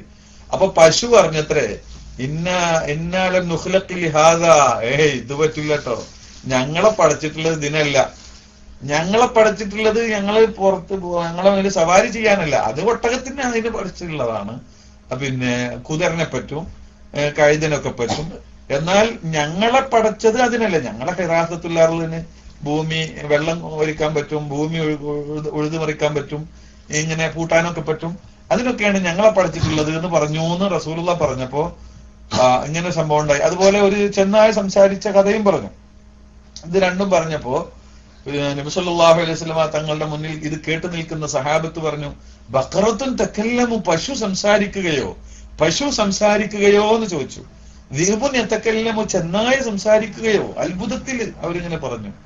ബഹുമാനപ്പെട്ട നബി സല്ലല്ലാഹു അലൈഹി വസല്ലം തങ്ങൾ അപ്പോ പറഞ്ഞു, ഇമാം ബുഖാരി ഉദ്ധരിച്ച ഹദീസാണ്, ഇന്നി ഊമിനു ബിഹി അന വ അബൂബക്കറിൻ വ ഉമർ. നിങ്ങൾക്ക് അതിലെന്താ ഒരു അത്ഭുതം? അതുകൊണ്ട് ഞാൻ വിശ്വസിക്കുന്നു, ഞാനും അബൂബക്കറും ഉമറും വിശ്വസിക്കുന്നു എന്ന് പറഞ്ഞു. ഇത് പറഞ്ഞിട്ട് ബഹുമാനപ്പെട്ട അബൂ ഹുറൈറ ഹദീസ് റിപ്പോർട്ട് ചെയ്യുന്ന അബൂ ഹുറൈറ റളിയല്ലാഹു തആല എന്ന് പറയാ, വമാ ഹുമാ സമ്മ, റസൂലുള്ളാഹി ഇത് പറയുമ്പോൾ അബൂബക്കറും ഉമറും അവിടെ ഇല്ല റളിയല്ലാഹു തആല അൻഹുമാ. ഞാനും അബൂബക്കറും ഉമറും ഇത് വിശ്വസിക്കുന്നു എന്ന് പറഞ്ഞു. അത് പറയുന്ന സമയത്ത് അവരവിടെ ഉണ്ടോ? അവരവിടെ ഇല്ല. പിന്നെന്താണ് ആ പറഞ്ഞതിന്റെ അർത്ഥം? എന്ത് വ്യാഖ്യാനം പല വ്യാഖ്യാനം പലരും പറഞ്ഞതായിട്ട് നിങ്ങൾ കാണും. അതൊന്നും അവിടെ നിലനിൽക്കില്ല. എന്ത് വ്യാഖ്യാനം പറഞ്ഞാലും പോലും എന്താ അവിടുത്തെ കാരണം? അങ്ങനെ ബഹുമാനപ്പെട്ട അബൂ റളിയല്ലാഹു അൻഹു അവിടെ പ്രത്യേകം എടുത്ത് പറഞ്ഞ പിന്നെ എന്തിനാ? വമാ ഹുമാ സമ്മ, സിദ്ദീഖ് എന്നവരും ഉമർ എന്നവരും അവിടെ ഇല്ല. ആ സമയത്താ റസൂലുള്ളാഹി പറയുന്നത്, ഇത് സംശയാതീതമായി യാതൊരു ആശ്ചര്യവുമില്ലാതെ ഞാനും അബൂബക്കറും വിശ്വസിക്കുന്നു ഉമറും വിശ്വസിക്കുന്നു എന്ന് പറഞ്ഞു. ഇതിന്റെ അർത്ഥം എന്താണ്? ഫസാലത്ത് ഔദിയത്തുൻ. കണ്ടോ, എന്റെ കൽബിൽ ഇങ്ങോട്ട് വന്നാൽ അത് അതിൽ നിന്ന് ഉൾക്കൊള്ളുന്നതിനനുസരിച്ച് സിദ്ദീഖ് റളിയല്ലാഹു അൻഹു മനസ്സിലേക്ക് അങ്ങോട്ട് പകരുക, അങ്ങോട്ട് ഒഴുകുകയാണ്. അവിടെയാണ് ഒഴുക്ക്. മഹബത്ത് എന്നുള്ള കണക്ഷൻ ഉണ്ടായി കഴിഞ്ഞാൽ ഒഴുക്കാണ്. പിന്നെ അത് സിദ്ദീഖിന് ഉമറിന് ഉൾക്കൊള്ളാം, അങ്ങോട്ട് പോണ പോലെ മറ്റുള്ളവർക്ക് പോകണമെന്നില്ല. ആ നിലക്കുള്ള കണക്ഷൻ മറ്റുള്ളവർക്കില്ല. കണക്ഷനിൽ വ്യത്യാസമുണ്ട്. ആ കണക്ഷനാണ് പ്രധാനം. ആ മഹബത്താകുന്ന ആ കണക്ഷൻ, ആ മഹബത്താകുന്ന ആ ട്രാൻസ്ഫോമർ റസൂലുള്ളാഹി സ്വല്ലല്ലാഹു അലൈഹി വസല്ലം തങ്ങളാവുന്ന ഹിദായത്തിന്റെ ട്രാൻസ്ഫോമർ. നമ്മൾ ഉദാഹരണം മനസ്സിലാക്കാൻ വേണ്ടി നമുക്ക് മനസ്സിലാവുന്ന ഒരു ഉദാഹരണം പറയാണ്, വലില്ലാഹി മസലുൽ അഅല. അതൊന്നും റസൂലുള്ളാഹിയുടെ പേരിൽ പറയില്ല, അതപകേടാണോ എന്ന് എനിക്കറിയില്ല. മനസ്സിലാവാൻ വേണ്ടി എളുപ്പത്തിന് വേണ്ടി മിഷ്കാത്ത് എന്ന് ഖുർആൻ ഉപയോഗിച്ചിട്ടുണ്ടല്ലോ. അപ്പൊ അതിനോടൊക്കെ അടുത്ത് നിൽക്കുന്ന ഒരു ഉദാഹരണം പറയുന്നു എന്ന് മാത്രം. ആ പിന്നെ വികരണ കേന്ദ്രം, ആ കേന്ദ്രത്തോട് നമ്മൾ എന്ത് കൊടുക്കുകയാണ്? കണക്ഷൻ കൊടുക്കുക. ആ കണക്ഷൻ അങ്ങോട്ട് കൊടുത്താൽ അള്ളാഹു ഇറക്കിയ ആ ഹിദായത്താകുന്ന മാ ഉൽ ഹിദായത്ത് ഫസാലത്ത് ഔദിയത്തുൻ അണ്ട് ഒഴുകുകയാണ്. ബിഖദരിഹാ, ഓരോ ഹൃദയത്തിന് ഖദർ അനുസരിച്ചാണ് കിട്ടുക. കണ്ടോ, ഓരോന്നിന്റെ ഖദർ അനുസരിച്ചാണ് കിട്ടുക. അതെല്ലാവർക്കും ഒരുപോലെ കിട്ടില്ല എന്ന്. അങ്ങനെയാണ് ആയത്തിന്റെ അവസാനം കദാലിക യദ്രിബുല്ലാഹുൽ അംസാൽ. ഇത് ഇവിടെ പെയ്യുന്ന ഈ മഴയെ സംബന്ധിച്ചല്ല ഞാൻ ഈ പറയുന്നത്. ഇതൊരു മിസാലാണ്. ഇതിലൂടെ മനസ്സിലാക്കണം നിങ്ങൾ മറ്റതെന്നല്ലേ പറഞ്ഞത് അല്ലാഹു തആല. അതേ ആയത്തിന്റെ ലാസ്റ്റിലാണല്ലോ അതുള്ളത്. കദാലിക യദ്രിബുല്ലാഹുൽ അംസാൽ കദാലിക യദ്രിബുല്ലാഹുൽ ഹഖ്ഖ വൽ ബാത്തിൽ. ഹഖിനെയും ബാത്തിലിനെയും അല്ലാഹു മനസ്സിലാക്കി തരാണല്ലോ അത്. അപ്പൊ അത് ഭയങ്കര സംഭവമാണ്. അപ്പൊ ഇത് തന്നെയാണ് ഇവിടെയും സംഭവിക്കുന്നത്. മുനാഫിഖീങ്ങൾ റസൂലിലേക്കുള്ള വഴി അടച്ചു, പിന്നെ രക്ഷയില്ല. ദഹബല്ലാഹു ബിനൂരിഹിം, അവരിനി ഇങ്ങോട്ട് മടങ്ങുക പോലുമില്ല. അള്ളാഹു കാത്ത് രക്ഷിക്കുമാറാവട്ടെ. അതാണ് വിഷയം സഹോദരന്മാരെ. ആ കണക്ഷൻ അത് എത്രമാത്രം വർദ്ധിപ്പിക്കാൻ കഴിയുമോ അവിടെയാണ് രക്ഷ. അത് എത്രത്തോളം ഇല്ലാതെയാകുമോ അത്രത്തോളം ഹിദായത്ത് വിട്ട് അകന്നു പോവുകയാണ്. ഖുർആന്റെ ആ പ്രയോഗം വളരെ സൂക്ഷിക്കണം. മുനാഫിഖീങ്ങളുടെ കാരണമായി പറഞ്ഞത് യസുദ്ദൂന അൻക സുദൂദാന്നാണ്. അള്ളാഹുവിലേക്കും റസൂലിലേക്കും വരൂ, അല്ലെങ്കിൽ അള്ളാഹു ഇറക്കിയ വിശുദ്ധ ഖുർആനിലേക്കും റസൂലിലേക്കും വരും എന്ന് പറഞ്ഞാല് ഖുർആനെ റസൂലിനെ തൊട്ട് അവർ ഒഴിഞ്ഞു പോകുന്നില്ല. യസുദ്ദൂന അൻക സുദൂദ എന്ന് പറഞ്ഞത് എന്താ? ഖുർആനിലേക്ക് വരാൻ അവർക്ക് മടിയില്ല. ഈ കണക്ഷൻ അവർക്ക് ഉണ്ടാക്കാൻ കഴിയില്ല. കിബർ, അഹങ്കാരം, അതില്ല. അതാണ് അത് തന്നെ. അതൊക്കെ അതിലേക്കൊക്കെ പരസ്പരം ആയത്തുകൾ ബന്ധപ്പെട്ട് കിടക്കുന്നതാണ്. ഈ അടിസ്ഥാന വിഷയങ്ങൾ മനസ്സിലാക്കിയാൽ, ഈ അടിസ്ഥാനപരമായ കാര്യങ്ങൾ നമുക്കറിയുമെങ്കിൽ എല്ലാ ആയത്തും ഈ ഒരേ കേന്ദ്ര ബിന്ദുവിൽ ചെന്ന് തറക്കുന്നത്, ബന്ധപ്പെടുന്നത് നമുക്ക് കാണാൻ കഴിയും. എല്ലാ ആയത്തുകളും അങ്ങനെ ആ ഒരു അടിസ്ഥാനമായ ആ കേന്ദ്ര ബിന്ദുവിലാണ് ഇതൊക്കെ ചെന്ന് തറക്കുന്നത്. അങ്ങനെ അത്ഭുതകരമായ രൂപത്തിലാണ് അല്ലാഹു സുബ്ഹാനഹു വ തആല ഇതിനെ സംവിധാനിച്ചിട്ടുള്ളത്. അതാണ് ഇവിടെയും പറഞ്ഞത്. ഹും ലാ യർജിഊൻ, അവർക്ക് ആ ഫിത്രത്തിലേക്ക് പോലുമുള്ള മടക്കം ഇനി ഉണ്ടാവുകയില്ല എന്നാണ്. മൽഊനീങ്ങളായി മാറിപ്പോയി എന്ന്. അള്ളാഹു കാത്ത് രക്ഷിക്കുമാറാവട്ടെ. ഇൻഷാ അള്ളാഹ് അടുത്ത ആയത്തിനെ സംബന്ധിച്ച്, അടുത്ത മസലിനെ സംബന്ധിച്ച് അടുത്ത ക്ലാസ്സിൽ നമുക്ക് വിവരിക്കാം. അള്ളാഹു സുബ്ഹാനഹു വ തആല കൂടുതൽ മനസ്സിലാക്കുവാനും അള്ളാഹുവിലേക്ക് അടുക്കുവാനും ഈമാനിക ചൈതന്യം ഉണ്ടാക്കുവാനും വിശുദ്ധ ഖുർആനിനെ അടുത്തറിയുവാനും അള്ളാഹു നമ്മെ അനുഗ്രഹിക്കുമാറാവട്ടെ. ആർക്കെങ്കിലും സംശയമുണ്ടെങ്കിൽ സംശയം ചോദിക്കാൻ വേണ്ടിയിട്ട്, പിന്നെ ആവശ്യമുള്ള നല്ല സംശയങ്ങൾ അത് മാത്രമേ ഇവിടെ സ്വീകരിക്കുകയുള്ളൂ. ആ സംശയങ്ങൾ ചോദിക്കാൻ വേണ്ടി ഞാൻ മൈക്ക് റിലീസ് ചെയ്യുകയാണ്. അസ്സലാമു അലൈക്കും വറഹ്മത്തുള്ളാഹി. ഹലോ, അസ്സലാമു അലൈക്കും. ഒരു ചെറിയ സംശയമാണ്. ഖുർആനിൽ 6666 ആയത്തുണ്ടെന്ന് കേട്ടിട്ടുണ്ട്. എന്നാൽ ഇത് ചില പുസ്തകങ്ങളിൽ വേറെ എണ്ണമാണ് കാണുന്നത്. അതിന്റെ ഒരു അടിസ്ഥാനം എന്താണ്? അതുപോലെ തന്നെ വകതിരിവില്ലാത്ത ചെറിയ കുട്ടികൾക്ക് നമ്മൾ ഖുർആൻ തൊടാൻ അനുവദിക്കാൻ പറ്റുമോ? നമ്മൾ സ്വയം അറിഞ്ഞുകൊണ്ട് കുട്ടികൾക്ക് വകതിരിവില്ലെങ്കിലും. ഇതിന്റെ ഉത്തരം. അസ്സലാമു അലൈക്കും.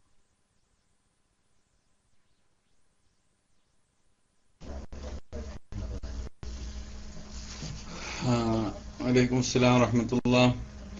രണ്ട് ചോദ്യങ്ങൾ. ഒന്ന് പിന്നെ എണ്ണത്തിലാണ്.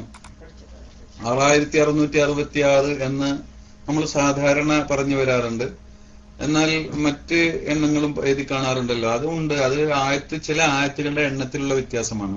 അപ്പൊ ഒരു സൂറത്തിലെ ആയത്തുകളെ സംബന്ധിച്ച് പറയുന്നിടത്ത് വ്യത്യാസം ഉണ്ടാവും.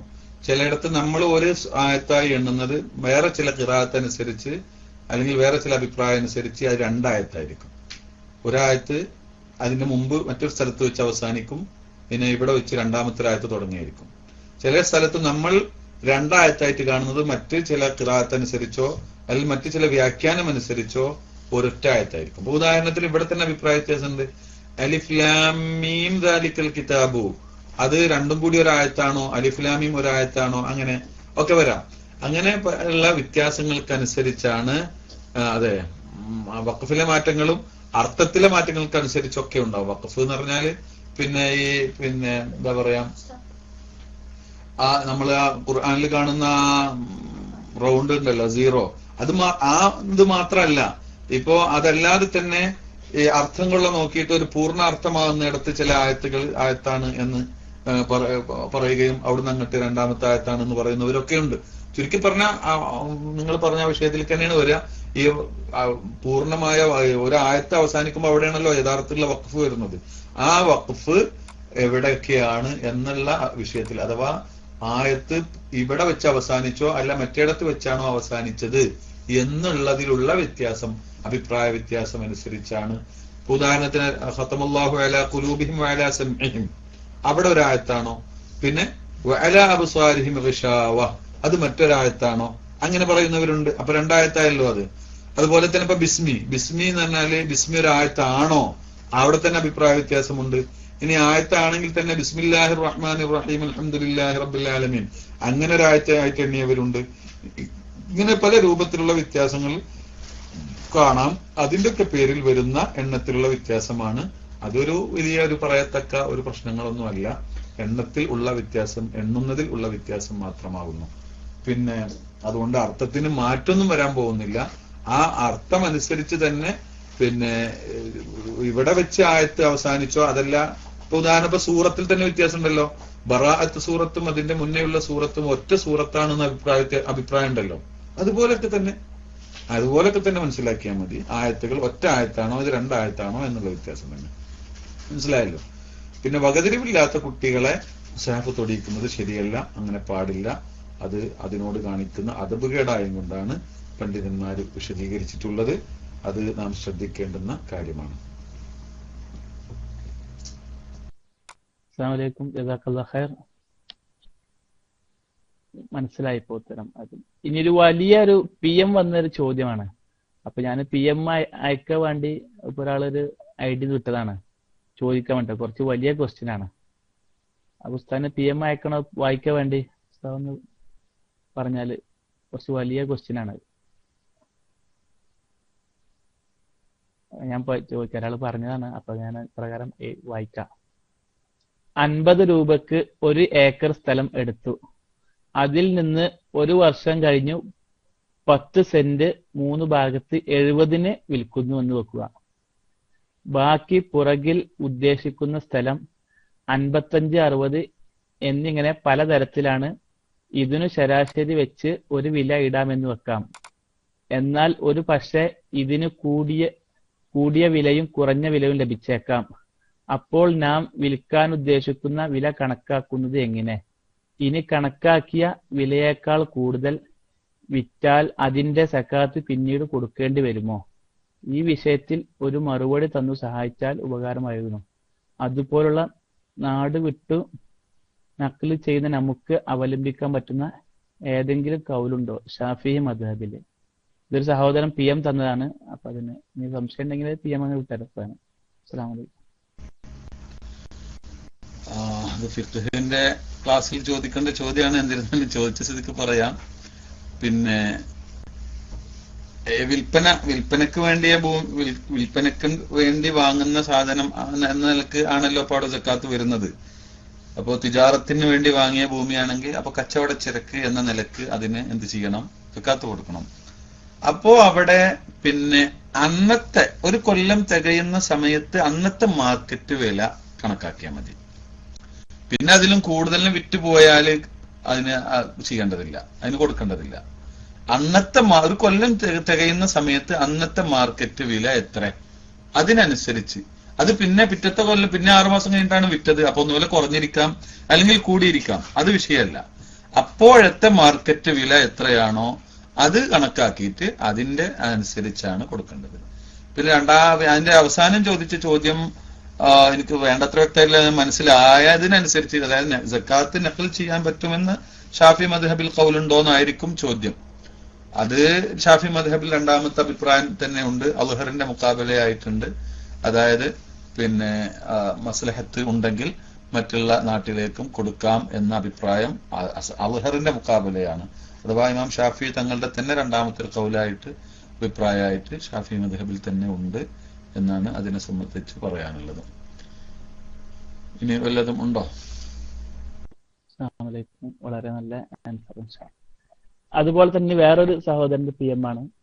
സംസം വെള്ളം ചൂടാക്കിയിട്ട് ചായ പോലുള്ള അതിന് അങ്ങനെ പറ്റുമോ, കഴിക്കാൻ പറ്റുമോ, കുടിക്കാൻ പറ്റുമോ എന്നുള്ളതാണ്. സാധാരണ നമ്മള് അതുപോലെ തണുത്ത കൊടുന്ന അതേമാതിരി കഴിക്കലുള്ളൂ. ചൂടാക്കിയിട്ട് ചായ അല്ലെങ്കിൽ അതുപോലെ മറ്റു ആവശ്യത്തിന് കഴിക്കാൻ പറ്റും.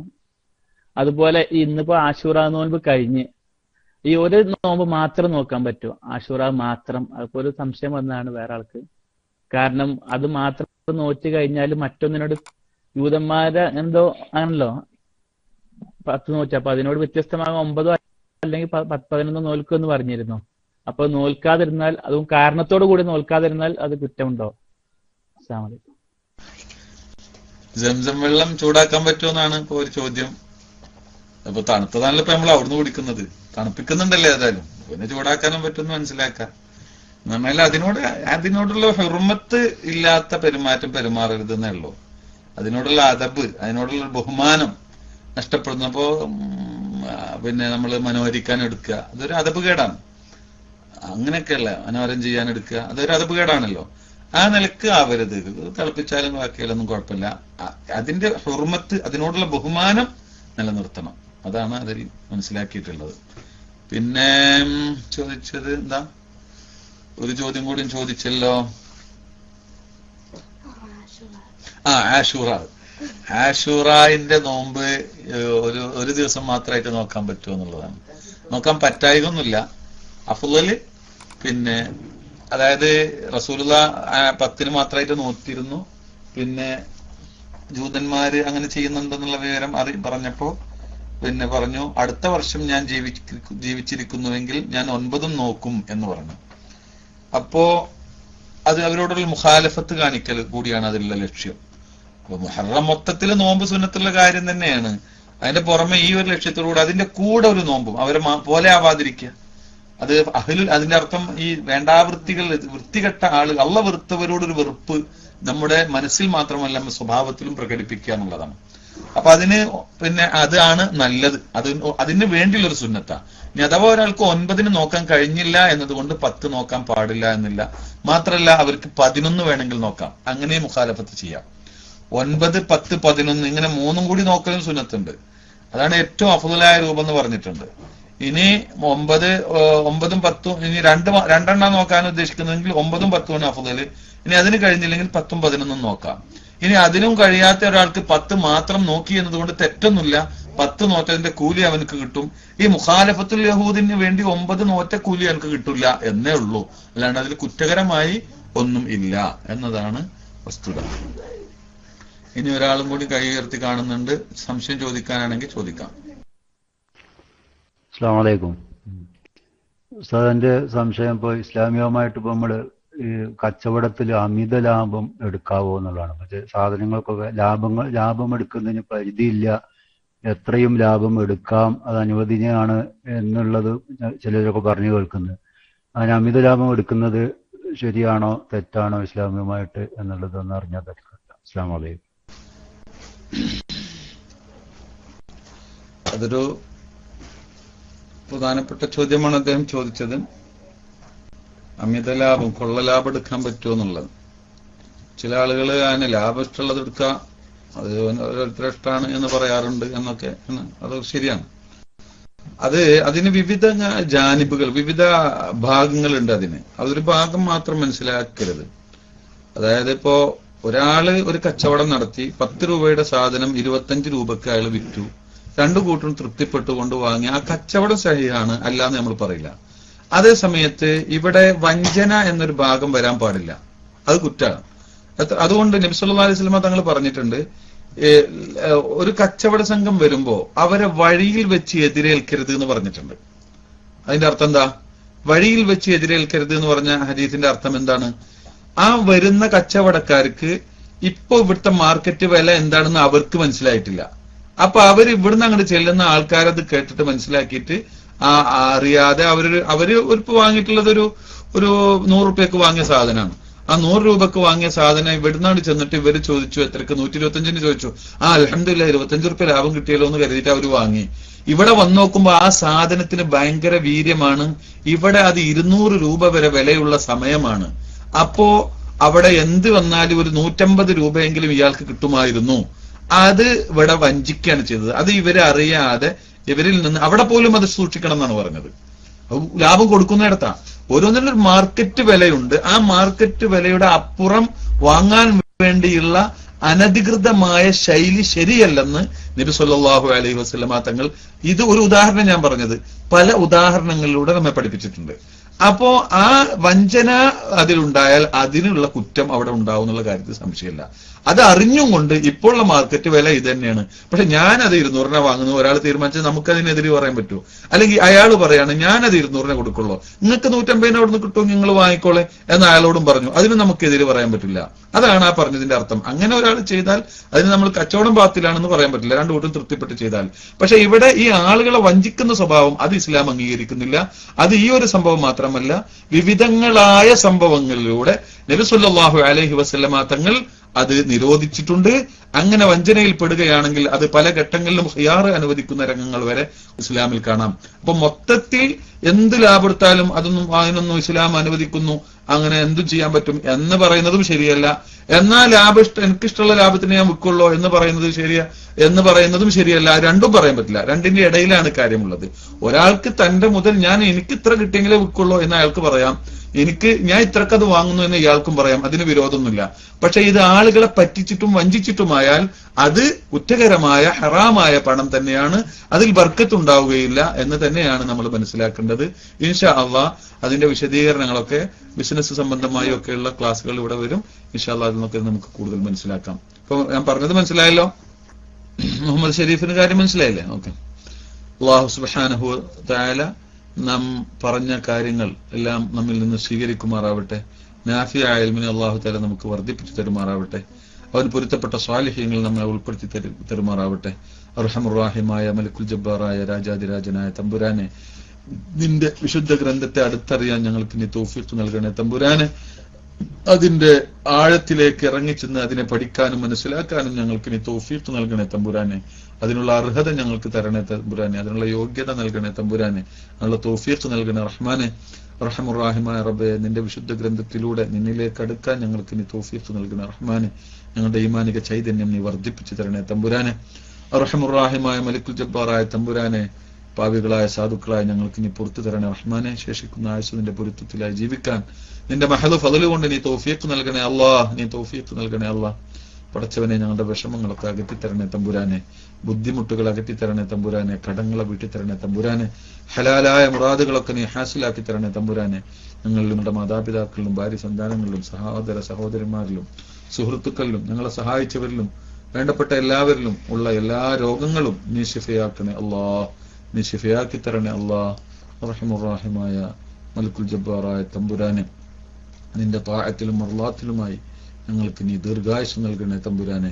മരണം ഖൈറാകുന്ന സമയത്ത് പരിപൂർണ ഈമാനോടുകൂടെ കലിമത്ത് തൗഹീദ് ഉച്ചരിച്ച് മരിക്കുന്ന മഹാഭാഗ്യവാന്മാരിൽ ഞങ്ങളെ നീ ഉൾപ്പെടുത്തണേ അല്ലാഹ്. ഞങ്ങളുടെ മാതാപിതാക്കളെ ഉൾപ്പെടുത്തണേ അല്ലാഹ്. ഉസ്താദുമാരെയും ഭാര്യ സന്താനങ്ങളെയും വേണ്ടപ്പെട്ടവരെയും സഹായിച്ചവരെയും സ്നേഹിച്ചവരെയും നീ ഉൾപ്പെടുത്തണേ അല്ലാഹ്. ഞങ്ങളുടെ മരണപ്പെട്ടു പോയ ഞങ്ങളുടെ ഉസ്താദുമാര്, മാതാപിതാക്കൾ, വേണ്ടപ്പെട്ടവർ, ഞങ്ങളെ സഹായിച്ചവർ, ഞങ്ങൾക്ക് പഠന സമയത്ത് ഭക്ഷണം നൽകിയവർ, എല്ലാവർക്കും നീ പുറത്തു കൊടുക്കണേ അല്ലാഹ്.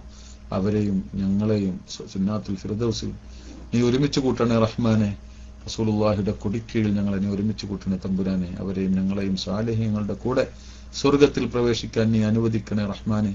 ربنا آتنا من لدنك رحمة وهيئ لنا من أمرنا رشدا. ربنا تقبل منا إنك أنت السميع العليم وتب علينا إنك أنت التواب الرحيم. آمين آمين آمين برحمتك يا أرحم الراحمين. صلى الله على سيدنا محمد وآله وصحبه أجمعين. سبحان ربك رب العزة عما يصفون وسلام على المرسلين والحمد لله رب العالمين. السلام عليكم ورحمة الله.